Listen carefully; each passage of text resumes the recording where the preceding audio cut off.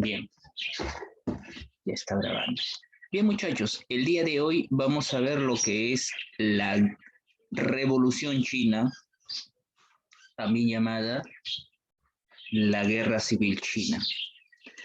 Aquí vamos a mencionar dos periodos, muchachos, dos periodos de esta revolución, de este acontecimiento que ha sucedido y se desarrolló en China, remontándonos a los inicios del siglo XX. Ahora sí, está en pantalla grande.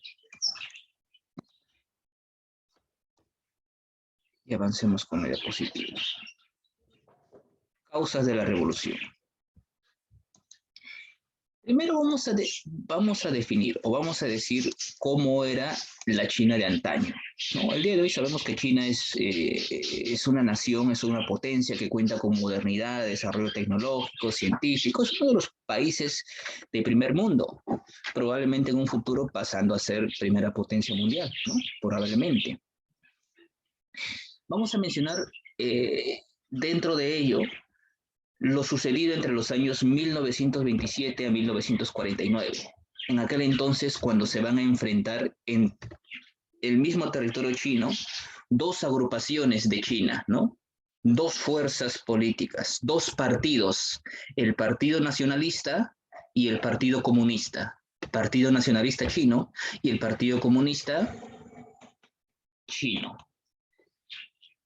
Justamente a este periodo, a inicios del siglo XX, me estoy refiriendo a los años 1900, 1905, 1910, por ahí, a comparación de lo que China es hoy en día, en aquel entonces China era un país atrasado económicamente, ¿no?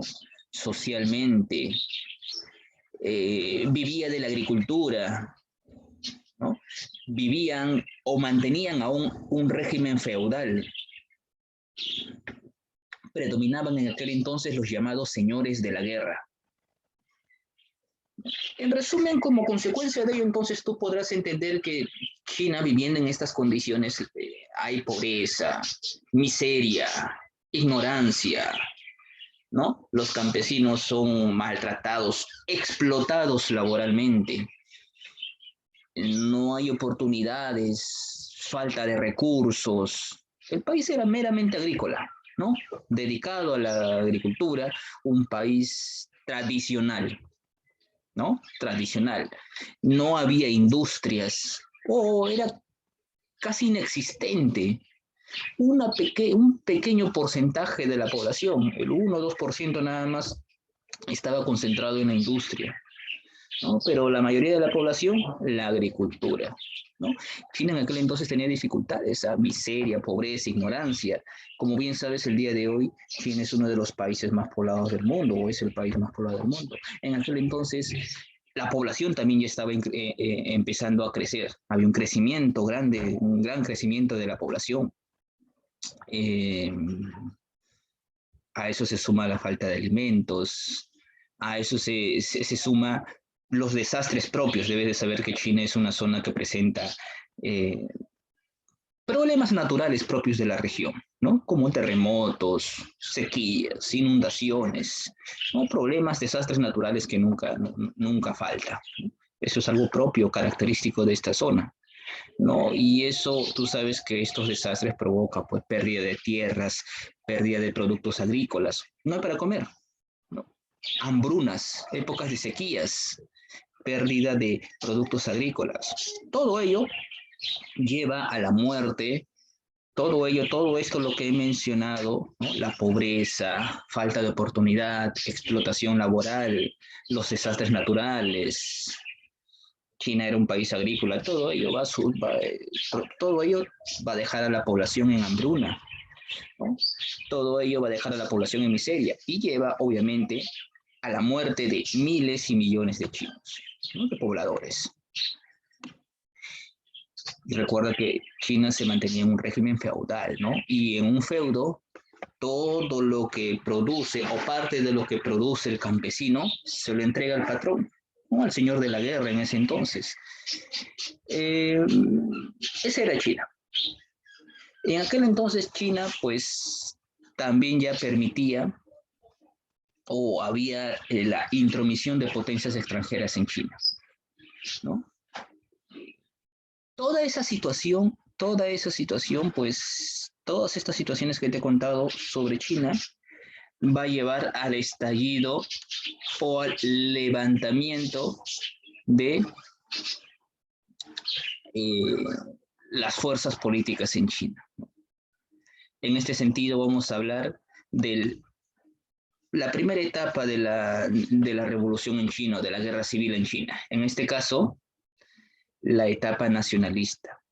En aquel entonces China todavía está gobernado o está imperante el poder de los emperadores, ¿no?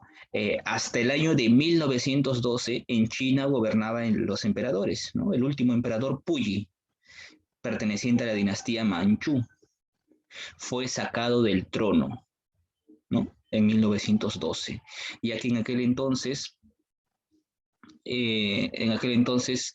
el Partido Nacionalista, inicialmente dirigido, y aquí en la siguiente diapositiva.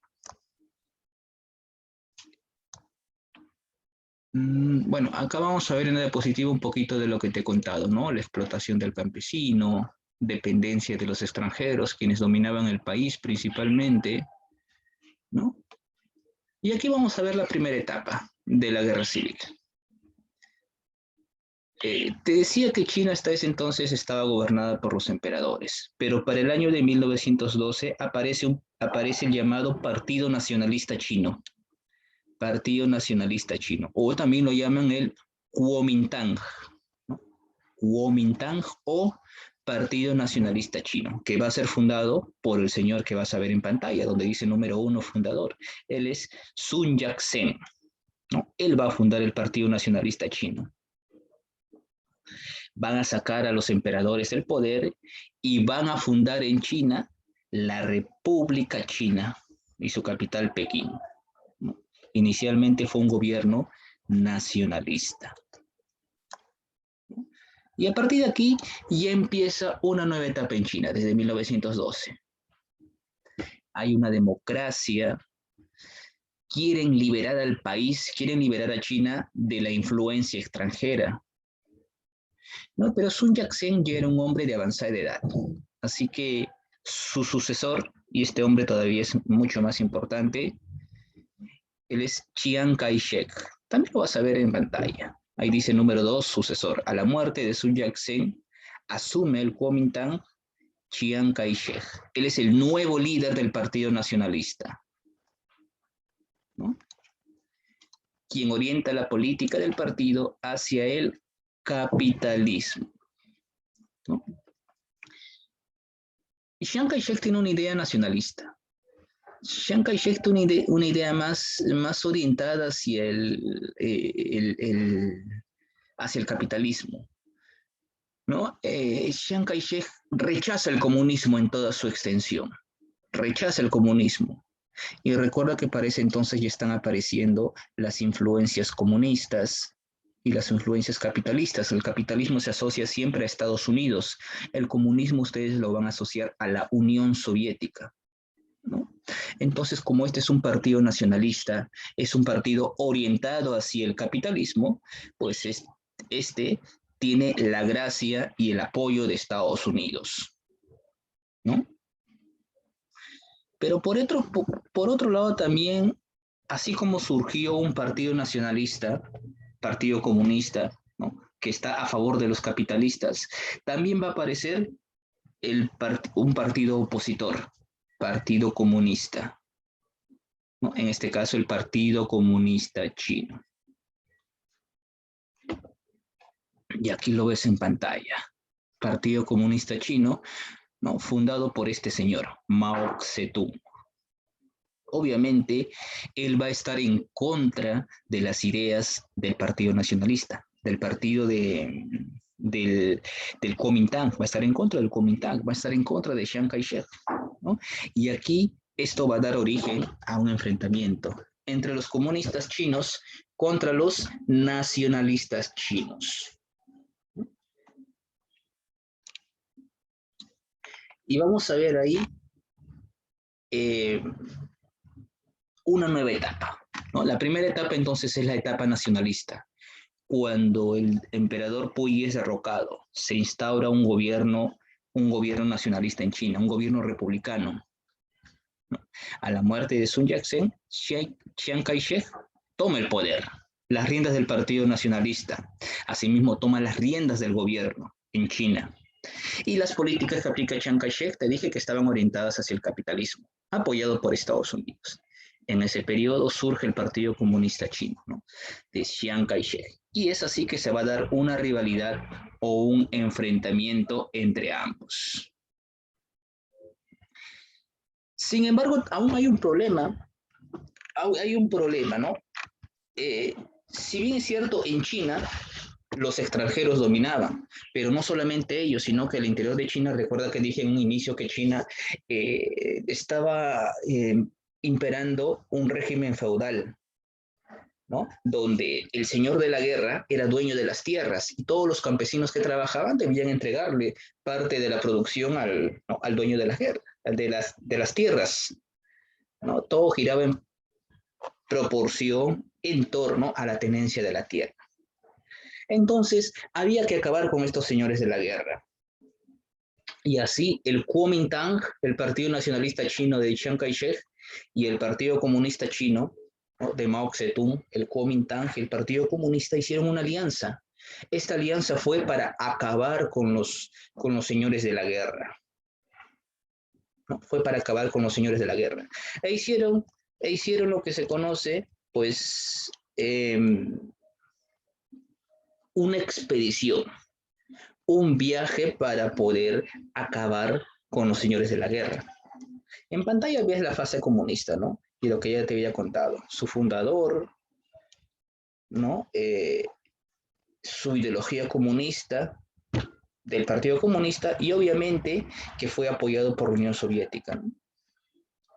Y acá viene ya la primera etapa, ¿no? La expedición al norte. Como te dije, surgió una alianza entre el Kuomintang y el Partido Chino, ¿no? Hicieron una expedición, un viaje, por así decirlo, con los ejércitos, ¿no?, aliados entre ambos partidos para acabar con los señores feudales, ¿no? Y la tarea se logró, bueno, se logró acabar con gran parte de los señores de la guerra, ¿no? Principalmente los señores ubicados en el norte de China.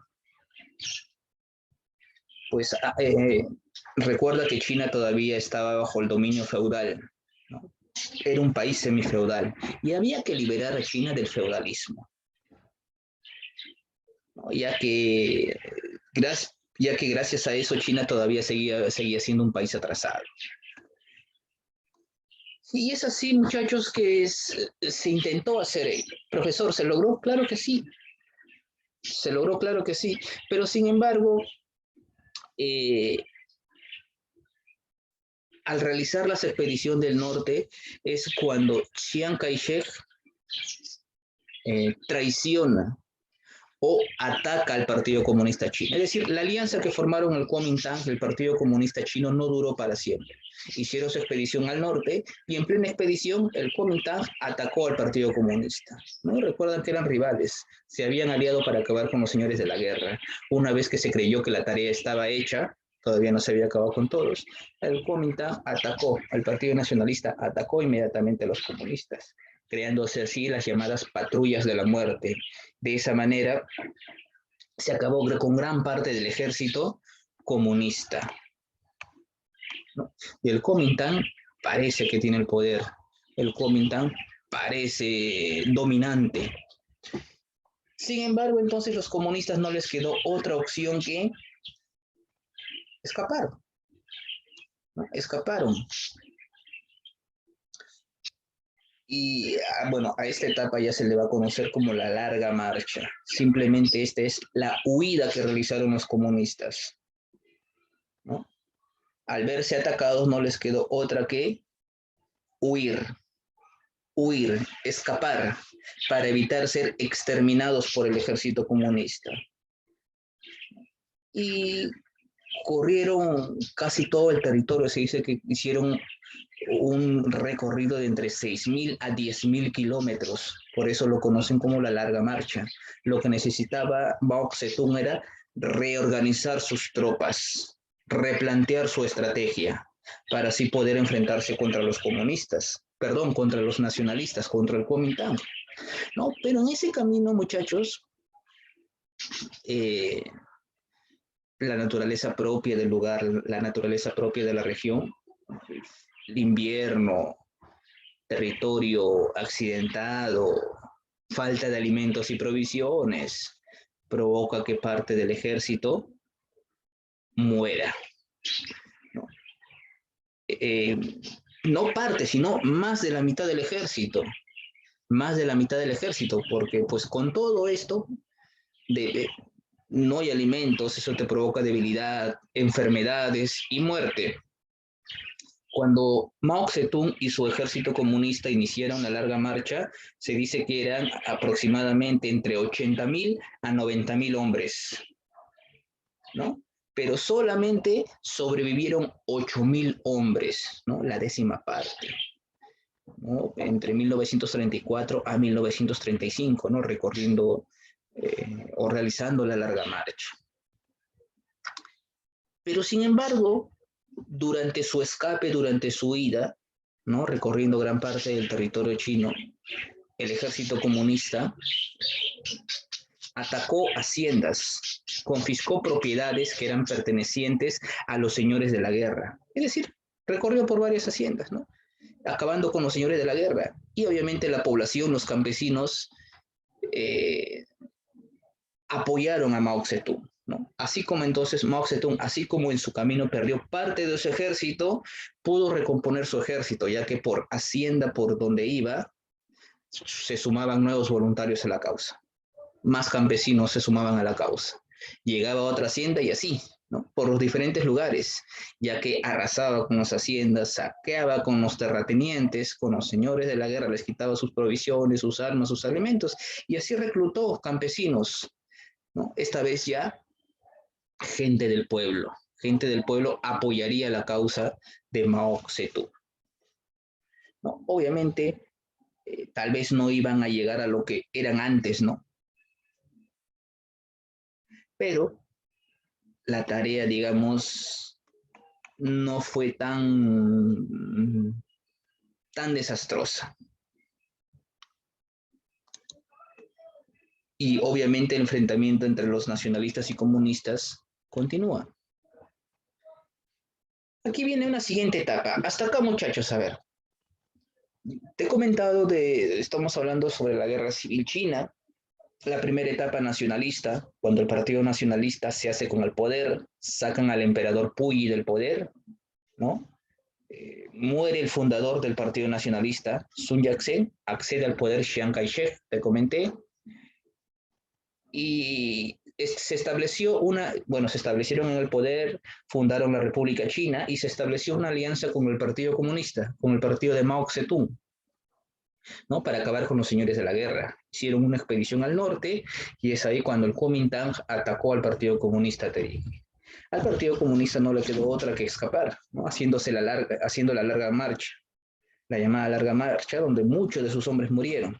Pero en el camino pudo reclutar a gente del pueblo, pobres, campesinos, y reorganizar su ejército. Y así el enfrentamiento continuó. Pero sin embargo, muchachos, estamos llegando al año de 1938, 1939. Usted debe de saber que en ese periodo se desarrolló o en ese periodo se va a dar el inicio de la Segunda Guerra Mundial.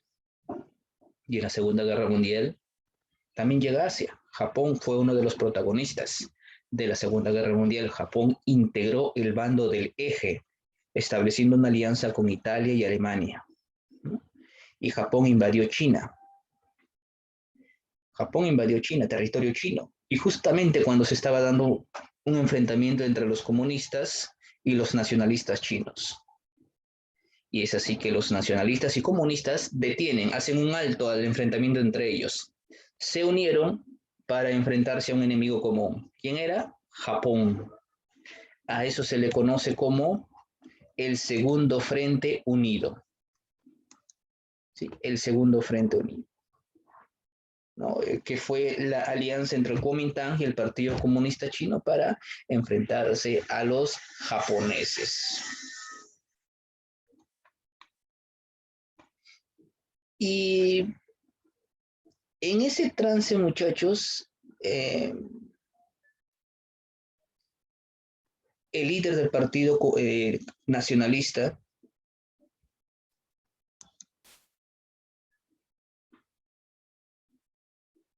me sale acá que los participantes pueden ver su aplicación. ¿Recién pueden ver la diapositiva o se estaba viendo normal? Yo lo he estado viendo hace rato. Ay, ay, ay. No sé entonces por qué me salió. Los participantes pueden ver su aplicación. Ya está. Comentaba yo que, bueno, se estableció una alianza. Los principales líderes del Partido Comunista y su líder máximo Mao Zedong, con los líderes del Partido Nacionalista y su líder Chiang Kai-shek, acordaron unirse para enfrentarse a Japón. Sin embargo, se va a dar esta alianza. Pero sin embargo, había alguien quien no veía con buenos ojos esta alianza. Él era el líder máximo del Partido Nacionalista, Chiang Kai-shek. Él no quería unirse a los comunistas. Él quería sí enfrentar a los japoneses, pero con sus propias fuerzas, ¿no? Ya que si se unía a los comunistas, dice él, era como les está dando tregua para que puedan reorganizarse, reorganizar sus fuerzas, y una vez que termine la rivalidad con Japón, pues el ejército comunista pues esté más fuerte, más reforzado. Eso pensó a Chiang Kai-shek, entonces no quería la alianza. Pero sin embargo, los líderes del Partido Comunista pues ya vieron esto con malicia, ¿no? Dijeron, el enemigo ahorita es Japón, no son los comunistas. Entonces obligaron a Chiang Kai-shek a firmar la alianza. Bueno, ni siquiera lo obligaron, porque simplemente no quiere firmar la alianza. Chiang Kai-shek se negaba. Entonces lo sacaron del partido. Lo obligaron a formar una alianza y lo sacaron del partido. Prácticamente Chiang Kai-shek quedó fuera del juego, ¿no? Sus propios partidarios, o sea, sus propios líderes lo sacaron, porque él no quería formar la alianza. Sin embargo, fue presionado y es así que llegó a pues, formarse ello, ¿no? Y entonces el segundo Frente Unido está formado para combatir contra los japoneses. Sin embargo, pues no representó una gran representación, no representó una gran rivalidad. Esta alianza fue débil, ya que Japón invadió China, como ustedes saben, ¿no? Durante la Segunda Guerra Mundial. Y vamos a ver durante toda la Segunda Guerra Mundial, hasta 1945, la presencia de los japoneses en territorio chino. Pero sin embargo, ustedes saben que en 1945 la Segunda Guerra Mundial terminó con el destrozo total de Japón cuando Estados Unidos lanzó sus dos bombas atómicas. Eso provocó la rendición de Japón. Obviamente Japón está destrozada, Japón está muy débil y obviamente pues toda la influencia que Japón tenía sobre China se acabó, ¿no? Japón se rindió, Japón se retiró de China. Y otra vez surge la rivalidad entre los nacionalistas y los comunistas de Mao Zedong, ¿no? La rivalidad sigue, el enfrentamiento sigue, pero en esta ocasión los comunistas están mucho más fortalecidos. Los comunistas han replanteado su estrategia. El ejército de Mao Zedong, gracias a esta tregua, como lo había predicho Chiang Kai-shek, se hizo más fuerte y ahora sí pudieron derrotar a los nacionalistas. El Partido Comunista Chino pudo derrotar y acabar con el Kuomintang, ¿no? Y es así que el ejército comunista, el ejército rojo chino, triunfó. El 1 de octubre de 1949 se proclamó el triunfo de la revolución en China. Ahora China ya dejó de ser la República China. China dejó de ser un país nacionalista, dejó de estar orientada al capitalismo. Recuerda que eso es lo que implantó el Partido Nacionalista cuando llegó al poder en 1912, ¿no? Ahora, desde 1949, China se volvió un país comunista. Ahora su nombre ya no es solamente la República China, ahora se va a fundar la República Popular China, proclamada así por Mao Zedong el 1 de octubre de 1949, como usted puede verlo en pantalla. El ejército comunista o el comunismo había triunfado en China. ¿Eso qué significa? Todo el territorio chino ahora es comunista. ¿Qué significa o qué consecuencia nos trae eso? Los nacionalistas fueron expulsados de China, ya que ahora tenemos un gobierno comunista. Nacionalistas ya se habían debilitado. Los nacionalistas no pudieron reorganizarse. Los nacionalistas fueron expulsados hacia otra zona. Y los nacionalistas, bueno, para evitar ser, ¿cómo se dice?, acribillados, para evitar ser arrasados con todo, tuvieron la protección de Estados Unidos. Y los nacionalistas se refugiaron en una pequeña isla, en la isla de Formosa. Ahí establecieron su gobierno nacionalista. Esa isla de Formosa es lo que se conoce el día de hoy como Taiwán, ¿no? En Taiwán, ahí los nacionalistas fundaron, ¿no?, su República Nacionalista China, gobierno con un gobierno capitalista. Pero en la propia China está el gobierno comunista de Mao Zedong. Y es así que desde 1949 hasta el día de hoy, China es proclamada y conocida con el nombre de la República Popular China, ¿no? Y acá podemos ver en esta línea de tiempo un resumen de los principales acontecimientos que sucedió y te comenté. Pero ahí no termina todo, muchachos. El comunismo triunfó en China. Pero ahora, ¿cuál es la tarea? O sea, eso no queda ahí. Mao Zedong llegó al poder. Ya no tiene rivales. Ahora la tarea es todavía mucho más difícil. ¿Cuál es?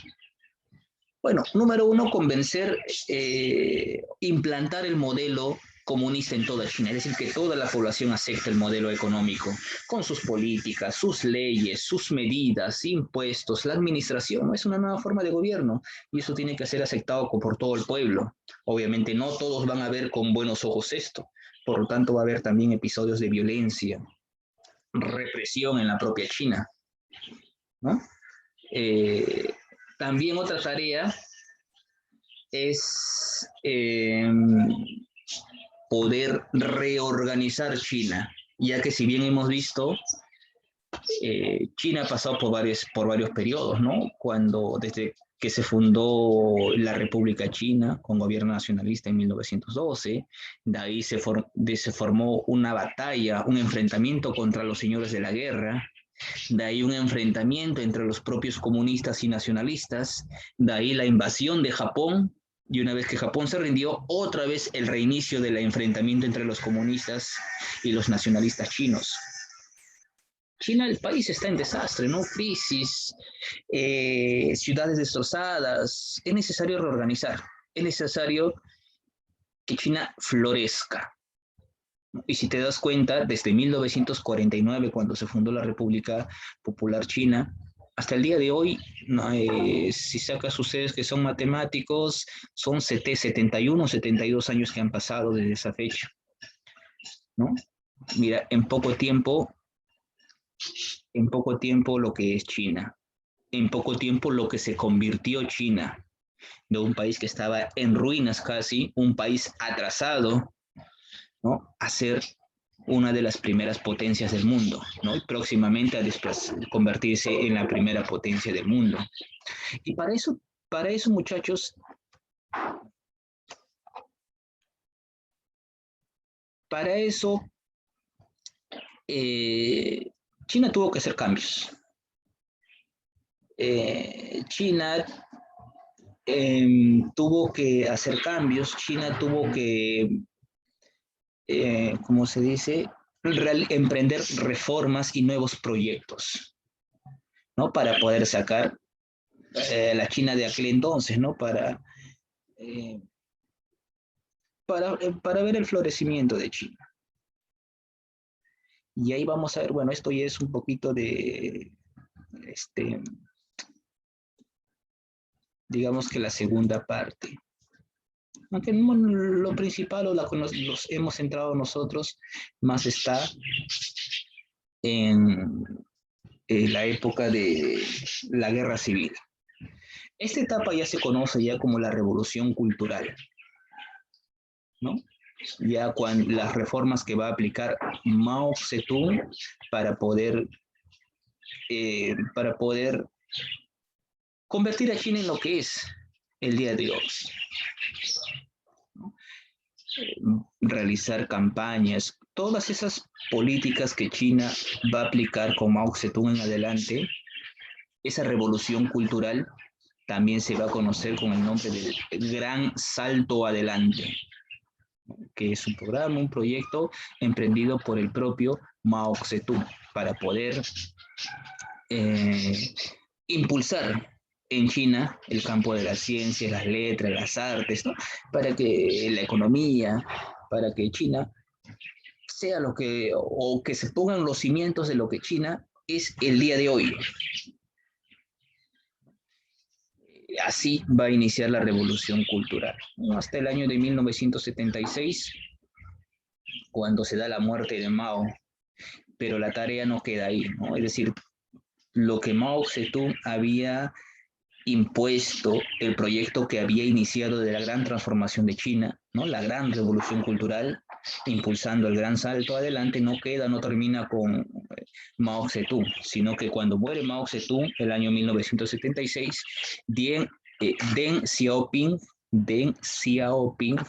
va a continuar con esa tarea, ¿no? Va a continuar con la tarea y va justamente a llegar, digamos que, al éxito parcial de esa actividad. China no es un gobierno comunista, dictatorial o acérrimo como lo fue la Unión Soviética, ¿no? Ya que nosotros, bueno, si has repasado o repasarás seguramente la Guerra Fría, después de la Segunda Guerra Mundial, verás que el comunismo el mundo se divide en el mundo se dividió en comunismo y capitalismo. Comunismo liderado por la Unión Soviética y capitalismo liderado por Estados Unidos.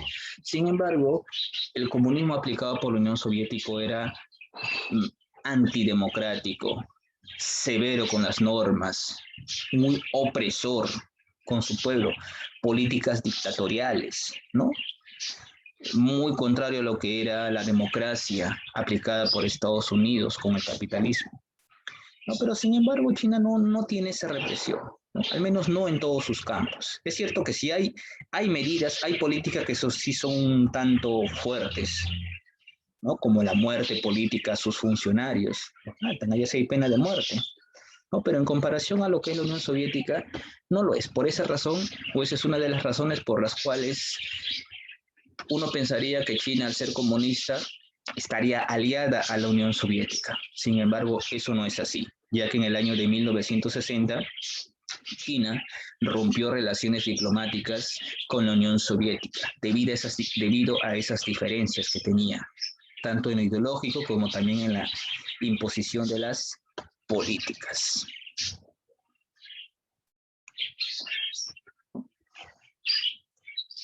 Consecuencias, como dice ahí. Podemos afirmar que la trascendencia de la Revolución China fue acabar con el régimen absolutista y feudal que predominaba en China hasta inicios del siglo XX. ¿Lo lograron? Claro que sí, ¿no? Inicialmente con la República China impuesta por los nacionalistas y posteriormente con la imposición e implantación de una nueva forma de gobierno comunista en 1949. En su fase comunista, Mao intentó impulsar la colectivización de la tierra y la industrialización mediante la aplicación de planes quinquenales siguiendo el modelo soviético. Lamentablemente, estos intentos de llevar el socialismo a un nivel superior en China no tuvieron buenos resultados y provocaron una elevada mortandad de campesinos. Como te comenté, muchachos, no era necesario implantar este modelo en toda China, ¿no? Si bien es cierto, había opositores. Y por esa razón es que en China también hubo represión, ¿no? Muchas muertes allá. Luego de la muerte de Mao, los dirigentes chinos han permitido la reintroducción del capitalismo como modelo económico, pero manteniendo la estructura burocrática del Partido Comunista, convirtiéndose en un gobierno bajo un socialismo de mercado. Es decir, un país, dos sistemas. Por eso decía yo hace un inicio que China no tenía políticamente, no ejerce económicamente esa dureza, esas restricciones. En el comunismo ellos cierran sus fronteras económicas, no son abiertos, no establecen relaciones comerciales con otros países asociados al capitalismo. No. El comunismo de China es un tanto más liberal, ¿no? Bueno, es tarea iniciada por Mao Zedong, a quienes lo llamaron o sería bautizado con el nombre de El Gran Timonel. Muy bien, muchachos. ¿Alguna consulta o duda hasta aquí? No. Muy bien. A ver, vamos a dejar. Muy bien, muchachos. Ahora sí, con su participación voy a continuar. Sí, acá sí me apoya y voy a tomar nota de sus intervenciones. Muy bien. Pregunta número 1. ¿La revolución cultural fue un movimiento ideológico, político, creado para? No.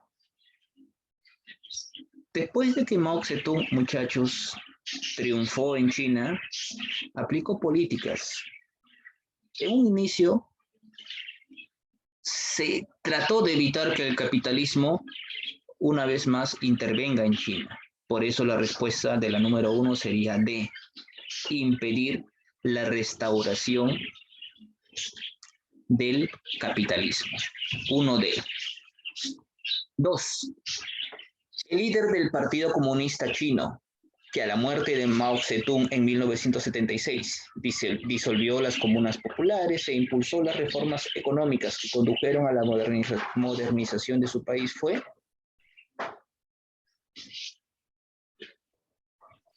la número 2, muchachos. La 1 era la D. No. ¿Quién? No.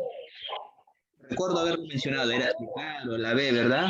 Deng Xiaoping, ¿no? 2B, ¿no? Asume el poder ante la muerte de Mao Zedong.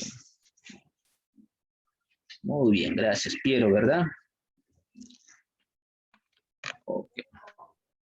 Número 3, esto sí está más fácil. La Revolución China de 1949 estuvo comandada por un líder de origen campesino. ¿Quién fue él?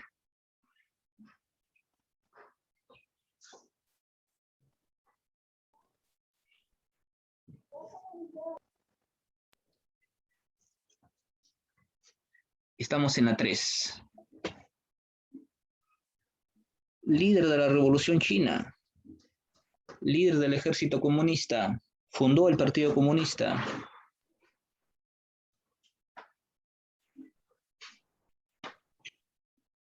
Él era Mao Zedong.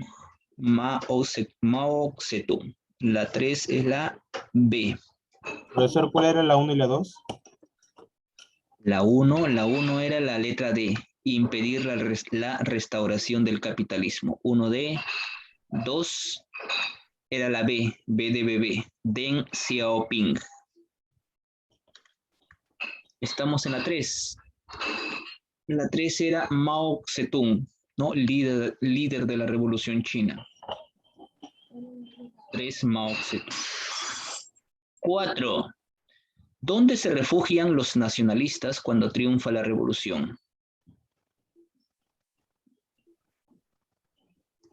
En la Mongolia.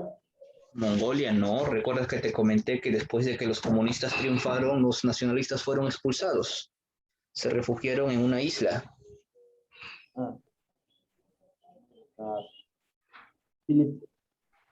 Formosa. En la isla de Formosa, ¿no? Lo que el día de hoy es lo que se conoce como Taiwán. Muy bien, Piero, ¿verdad? Gracias. 5. ¿Cuáles eran los dos grandes partidos de la guerra civil china? ¿Y quiénes lo dirigían? Es decir, ¿quiénes se enfrentaron? ¿Qué partidos políticos se enfrentaron? Las 5. ¿Qué partidos o agrupaciones se enfrentaron?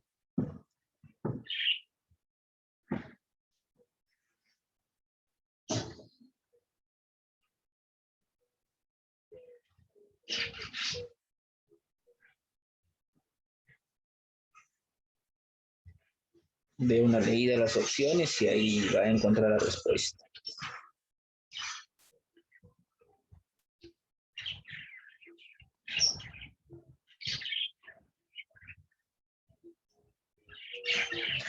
La C. La C. Partido Nacionalista dirigido por Chiang Kai-shek y el Partido Comunista dirigido por Mao Zedong. Claro, la 5 es la C.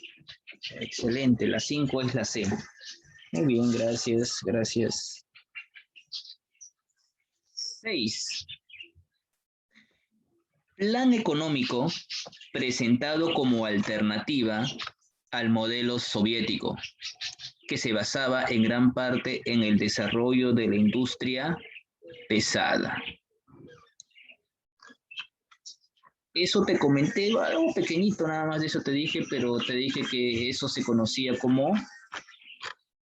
¿La revolución cultural? ¿O Bueno, la revolución cultural es todo el proceso que llevó a China a ser un país moderno, pero justamente dentro de la revolución cultural, justamente es ahí el gran salto adelante. 6A. ¿Y la 4 cuál era? 4 en la isla de Formosa, C, 4C.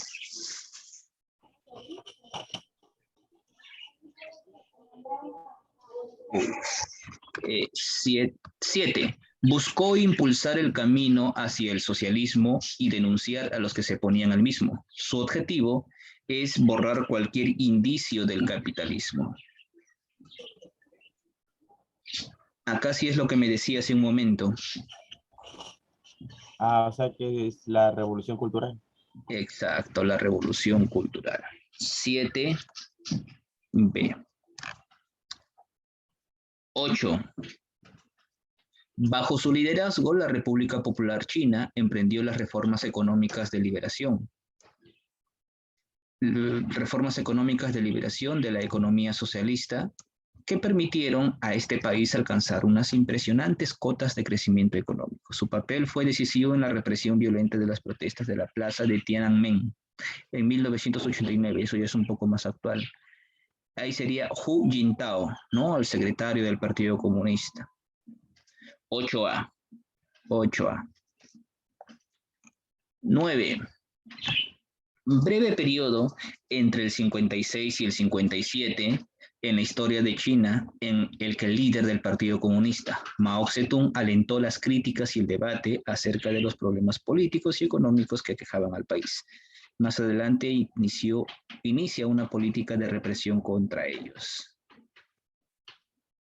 A eso se le conoce, muchachos, como el movimiento de las 100 flores. El movimiento de las 100 flores. 9C. Y la última, eso sí ya se lo dejo para usted. ¿Cómo fue conocido Mao Zedong? Como el gran timonel. El gran timonel, ¿no? El gran timonel, profesor, ¿qué significa esto, no? El gran dirigente, el que conduce la embarcación, ¿no? Bien, muchachos. A ver, un segundo. La evaluación, líder nacionalista que fundó el Kuomintang, fácil.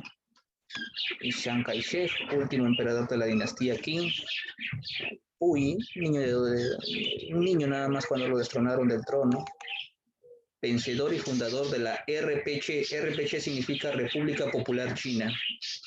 Es decir, ¿quién fundó la República Popular China? Isla donde se funda la RNC. RNC es República Nacionalista China. Ya saben que eso fue en la isla de Formosa, ¿no? En Taiwán. Actividad de extensión. Ahí vas a hablar un poco de qué es lo que hizo Mao Zedong o Mao Zedong, es la misma persona, ¿no? Después de que triunfó en la Revolución China. ¿no? ¿Cuáles eran los objetivos de la revolución cultural de Mao Zedong? Y grafica el mapa de la República Popular China, ¿no? Y qué bandera tiene. Tarea sencilla. ¿Hay alguna duda tal vez?